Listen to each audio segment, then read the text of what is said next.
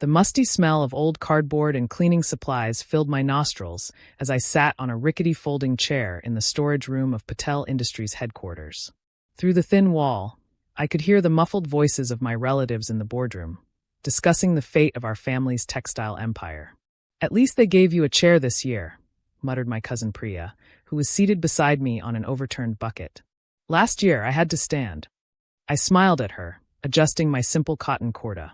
At 32, I was considered one of the junior members of the Patel family, unworthy of a seat at the main table where the real business happened. My Uncle Rajesh's booming voice carried through the wall. "The situation is dire. We need solutions, not excuses." 20 minutes later, the storage room door opened.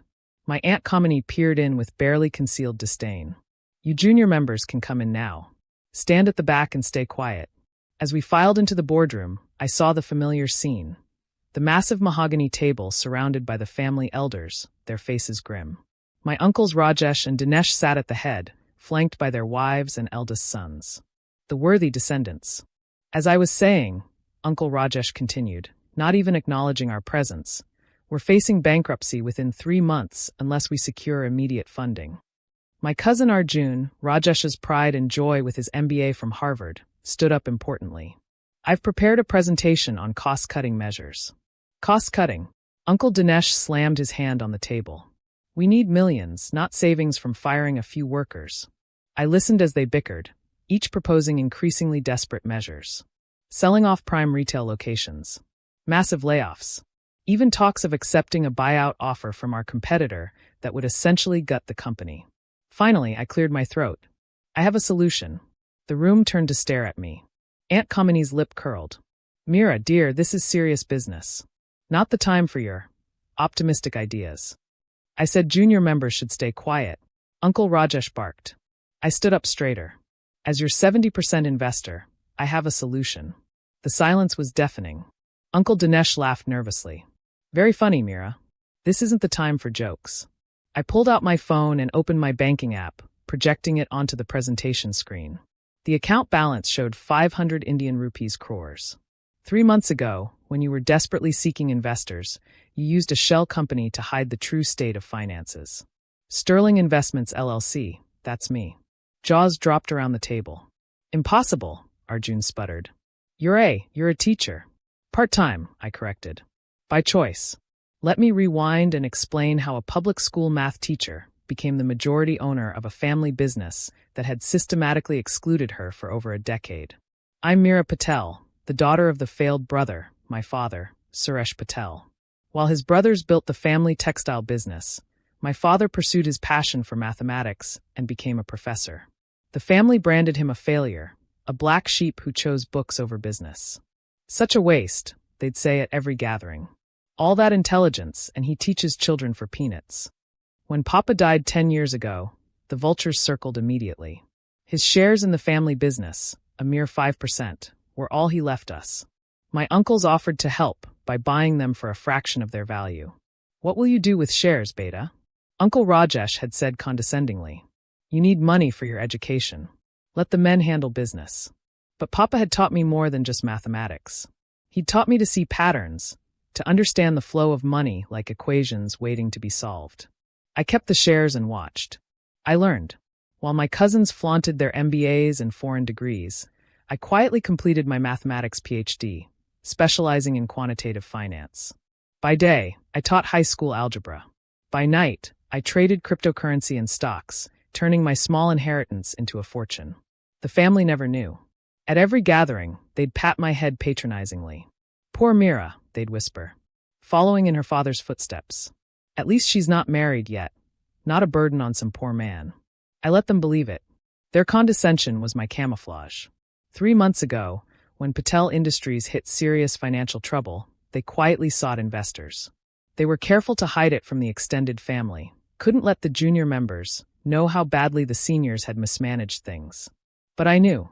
I'd been tracking the company's decline for years, watching as ego-driven decisions and nepotism slowly destroyed what my grandfather built.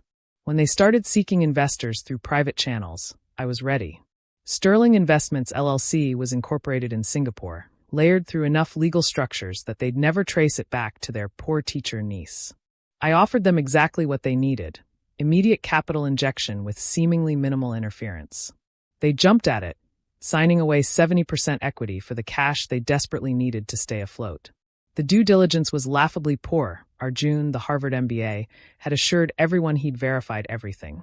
Now, standing in that boardroom watching their faces cycle through shock, disbelief, and horror, I felt a decade of dismissal and condescension crystallizing into this single moment. "Check the contracts," I said calmly, pulling out a folder. "Signed by you, Uncle Rajesh. And you, Uncle Dinesh. Witnessed by your lawyers. Sterling Investments LLC owns 70% of Patel Industries." But, Aunt Kamini stammered. "You're nobody. You're just Suresh's daughter." "Yes," I agreed. "Suresh's daughter.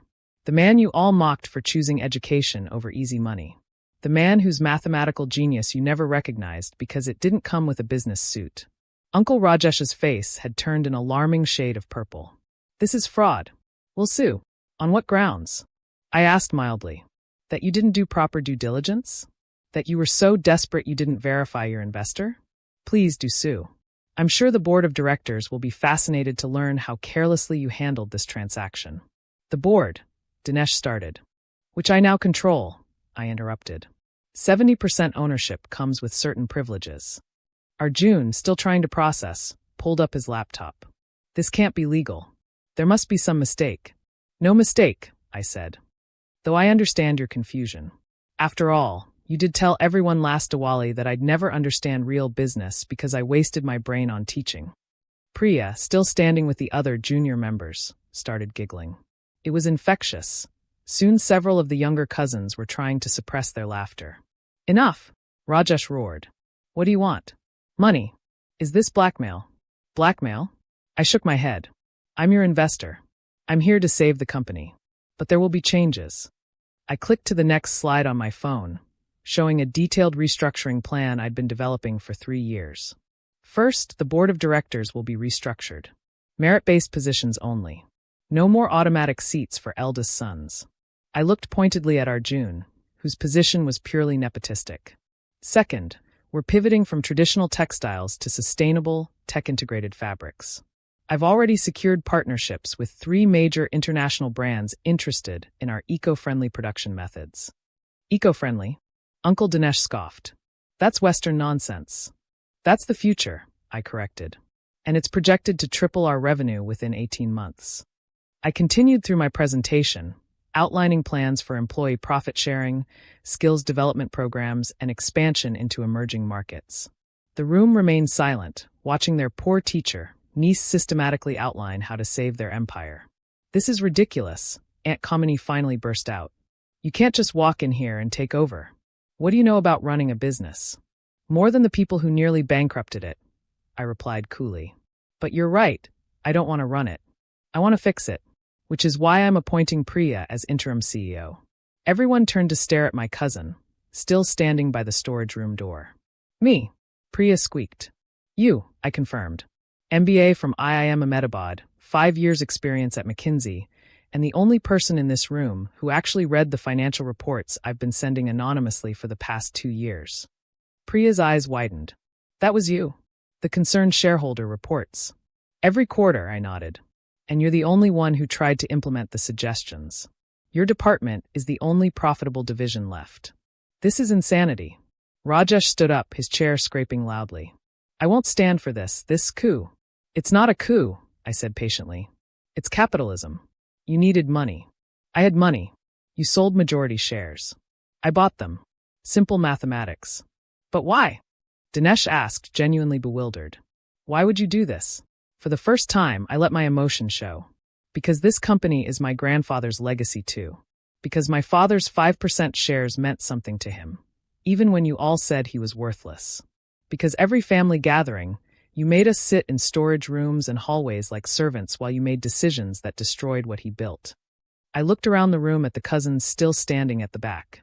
Because talent isn't genetic. It doesn't pass only to eldest sons. It doesn't require a penis or a foreign degree.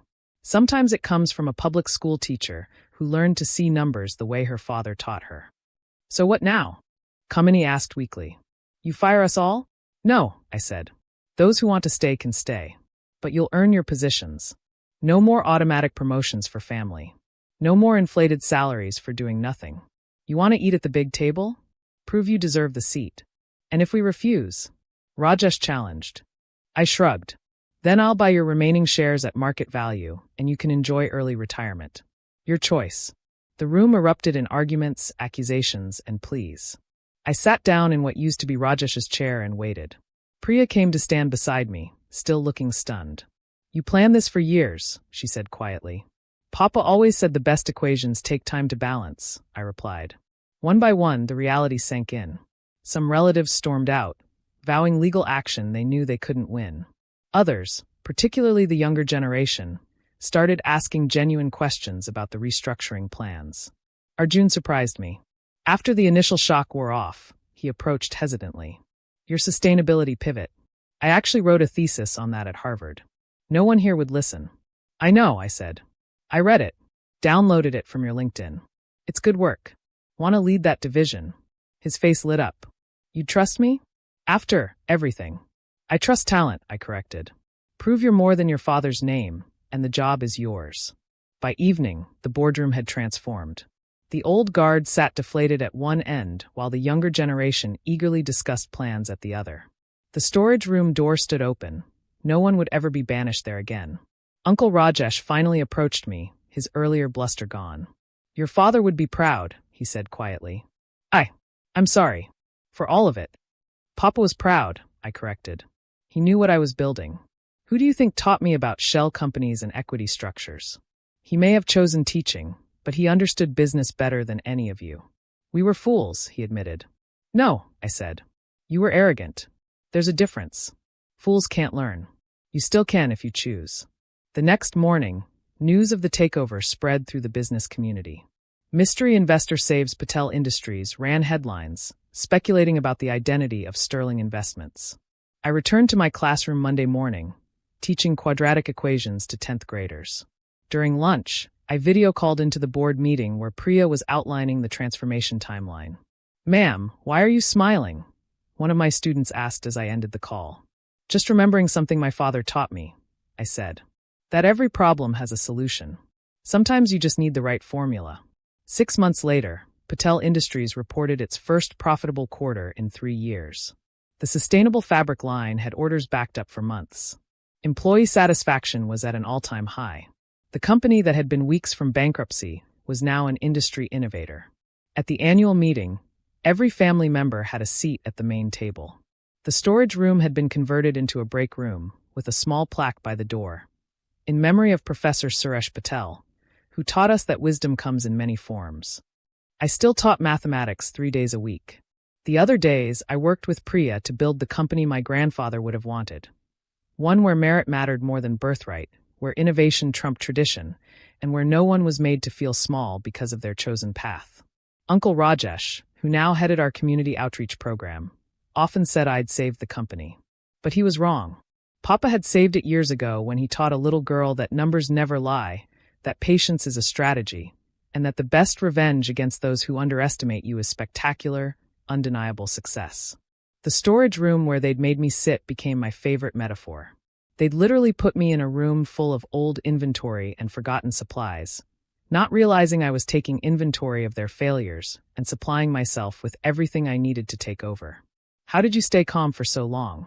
Priya asked one day. All those years of insults and dismissal? Papa used to say that in mathematics, you show your work at the end, not the beginning, I replied. They thought they were writing the equation. They didn't realize I was already at the solution. The family business thrived under its new structure. Those who adapted flourished. Those who couldn't let go of the old ways found comfortable retirement. And somewhere, I like to think Papa was smiling, knowing his failed legacy had saved them all. The next generation of Patels would grow up different. They'd know that power isn't inherited, it's earned. That wisdom doesn't only come with age or gender. That sometimes the person you dismiss to the storage room is the very person holding the key to your survival. And me? I kept teaching, kept building, kept proving that the best business strategy is often the simplest mathematical truth.